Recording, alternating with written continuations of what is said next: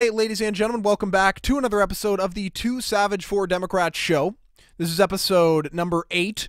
Thank you all for being here. Hope you guys had a great weekend. I had a great weekend. I actually decorated my studio over the weekend, as you can see. I'll show you here. I'll move out of the way. So I did this. So I got originally I got like 50 lights because last year I only decorated the top, but I got 50 lights and I was like, I don't know if that's gonna be enough. So I got 50 and more. I decorated down there as well. So I thought it was pretty cool. Maybe I should like push this a little bit more over here. Get some like tape or something. But I don't know. I thought it was pretty cool. Got like this gold stuff. So I thought that was cool as well. So getting kind of in the Christmas spirit, even though it isn't even Thanksgiving yet. I'm guilty of what I attack other people for doing. Like, why are you decorating for Christmas? Not even Thanksgiving. And people just skip over Thanksgiving, by the way. Thanksgiving is like a close second to Christmas for me. Thanksgiving's great because it's like you give gifts to people. You don't give gifts to people, right? That's Christmas. Thanksgiving is like it's great food, spend time with friends and family, and nobody has to give gifts to anybody. It's fantastic. So it's like you just enjoy food. It's like the gift of being thankful. Right? It's fantastic and amazing food. Christmas, amazing food. You do give gifts. Thanksgiving is a very close second, and I hate how people are so quick to skip over it. I think Thanksgiving deserves some more recognition than it's gotten in the past. And it's not going to be too long before the left starts saying it's offensive because, you know, why are you giving thanks for stuff? You're not giving thanks for your white privilege. You shouldn't be giving thanks for your white privilege. You should be giving privilege to other people. And so it's just eventually, I guarantee you, left will attack Thanksgiving. Maybe even this year. But if it's not this year, down the road. But anyway, I want to talk about a singular topic on this show today. Something I've been thinking about for a while because I received a DM yesterday, and this guy was asking me. You know, he wasn't a liberal. I don't know who he was. I don't know his exact political affiliation. But essentially, the question he asked me is, he said, Dylan, why is there so much gun violence? Why has there been so much more gun violence recently? Like, what's going on? Like, why has there been a sharp increase in gun violence? And I started looking into it, and I started thinking about it as well, and I'm thinking, you know, that he's got a point. There is a lot more gun violence. But then if you look at violence across the board, there seems to just be an increase in violence in general. It's not just gun violence. It's like there is an increase in violence in general. But what is this from? Like, why is this happening? Because I think a lot of people like to look at specific tools used. So like, oh, this person, you know, mass shooting with a gun. Oh, there's gun violence. Oh, there's another case of gun violence. And they like to take the gun violence. And then you look at examples of other types of violence. So if an Antifa member hits a Trump supporter over the head with a bike lock, it's like, oh, you know, there's an example of violence from the left attacking somebody on the right. You had the Charlottesville where the alt-right, you know, obviously was very violent towards the left. And you know, the which, by the way, totally disavow the alt-right, totally disavow the neo-Nazis, but they're violent as well. And they did, you know, what they did in Charlottesville, and everyone was like, oh, that was violent. But it's like people are still categorizing it based on like the specific tool used to commit the violence. So if it's your fists, if it's a bike lock, if it's a gun, whatever, it's categorized. But I think if you look across the board, there's general uptick in violence in general. Now, I think a lot of it is caused by mental illness, especially when it comes to guns, right? If someone walks into a church, like the guy in Texas on Sunday, which was brutal. The guy in Texas on Sunday walked into a church, killed countless amounts of people. By the way, he was stopped by a good guy with a gun. So that's like the silver lining here, is that there are citizens that stepped up and helped. But that guy it's not the fact that he was a leftist, not the fact that he was an atheist, whatever. It's the fact that he was mentally ill. He walks in there and shoots people. 50% of the people he killed were kids. You know, a lot of children died in that shooting. It's terrible. But that's a mental illness issue. But if you look in general, I think you're seeing an uptick in violence in general, and violent acts against other people in general. And I think the root cause of that comes from the extreme division that we have in this country. The extreme division that you're seeing in this country on both sides of the political aisle. You have got the radical leftists, far left, and their side is expanding on that side.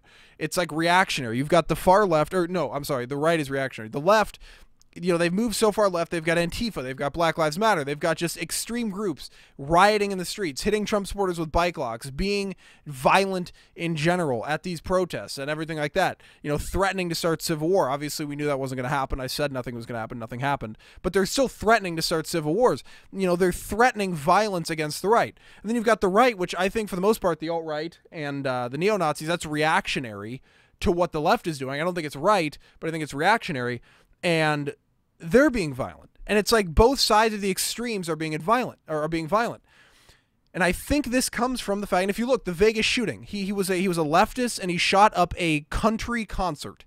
Like, how many more Republicans do you think are going to be there? I mean, obviously that's a country music, typically liked by Southerners, typically liked by people who are more country, right? Typically tend to be Republican. The church shooter yesterday, atheist, leftist, walks into a Christian community church and shoots up a bunch of people. They were probably conservative. It was in Texas. Again, do think mental illness had a lot to play with the shooting.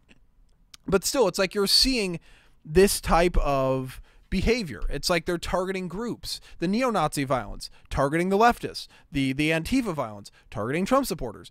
There's an uptick in violence in general, and it's because of the division that we have in this country. Now, I don't blame Obama for this. I don't blame Trump for this. I think Obama didn't do anything to help. I think Trump is genuinely trying to help the situation, but you've got the media who is just being so negative towards Donald Trump, saying, oh, Donald Trump's doing nothing to help. Donald Trump's just harming the situation. Donald Trump's a racist. Donald Trump's a homophobe. Donald Trump's a transphobe. Donald Trump wants to take your rights away.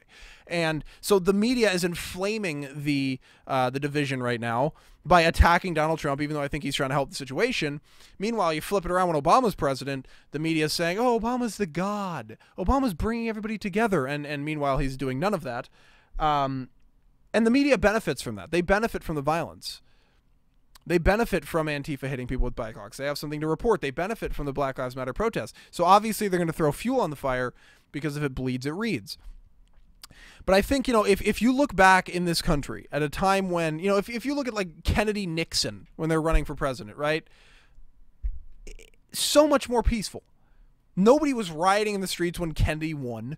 Nobody was freaking out. You know what I mean? If you even look back to look at Bush Gore, that was like huge controversial election because like Florida, the whole thing in Florida, the controversial counting in Florida and everything like that. But nobody was out hitting anybody with bike locks after the Bush Gore election, and that was considered controversial. That was considered like a hugely disputed election. And now you've got Trump, where he won a clear victory in the Electoral College, and people are just extremely violent against Donald Trump. And as you're seeing, more and more gun violence is occurring since then. More and more violence in general, not just gun violence, but violence in general is occurring since then. And it's because of the extreme division in this country. I mean, look at how much more divided have we gotten. We had a civil war in this country over division, over states wanting to leave and stuff like that. It's a lot more than just slavery. People think the Civil War was just started over slavery. Not at all. There was a lot of division going on between the northern states and the southern states, the Confederate and the Union, and there was extreme division between those two sides, and it caused them to go to a war. And that's what happens when you get extreme division on both sides. Now, right now, I don't think there's an impending civil war because there's not enough people on the extremes, but I think there's enough people to create an uptick in violence, which is what you're seeing right now through these riots, through these violent protests and everything like that. And I think the way to fix this is to try and unite the country, which is one of the most difficult things we're going to have to do because the media is doing such... whether they're doing it intentionally or not, which I think they are, because they want to make Donald Trump look bad, and they know it's dividing the country. They are adding fuel to the fire. They're making it worse, and this is because people aren't educating themselves. They're just reading CNN. They're looking at the New York Times. They're looking at the Washington Post, saying, "Oh, Donald Trump's a racist." CNN said it. The New York Times said it. Whatever, and it's causing the problem to be inflamed. The problem to be worse. I think we need to take a serious look at trying to unite the country. Because that's the only way you're going to solve this problem. It's not with gun control. Gun control isn't going to solve the problem. I mean, look at violent crime in Australia and the UK. It's insane. I've talked about it before on the channel. It's absolutely insane, even though they have strict gun control. Look at Chicago, Chirac. Look at Detroit. I mean, massive amounts of gun crime, even though there's strict gun control laws. I mean, it seems like whenever you have this extreme division, you see an uptick in violence.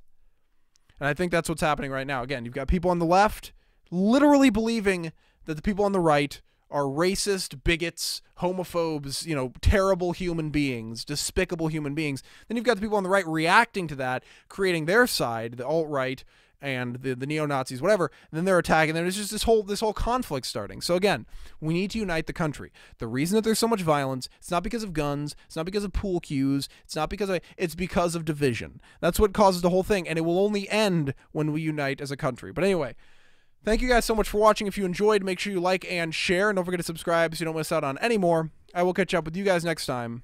Bye-bye.